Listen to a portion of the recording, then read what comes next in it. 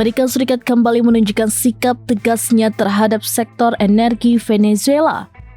Sebuah kapal tanker minyak yang terafiliasi dengan Venezuela disita di perairan Laut Karibia pada Kamis 15 Januari 2026, menjadikannya tanker ke-6 yang ditahan Amerika Serikat dalam beberapa pekan terakhir. Penyitaan ini disebut sebagai bagian dari kebijakan pemerintahan Presiden Donald Trump yang mengklaim memperketat kontrol atas produksi, pengolahan, hingga distribusi minyak Venezuela di pasar internasional. Menteri Keamanan Dalam Negeri Amerika Serikat Kristi Noem mengungkapkan bahwa penjaga pantai Amerika Serikat menaiki kapal tanker bernama Veronica pada Kamis pagi. Operasi tersebut dilakukan dengan pengamanan ketat.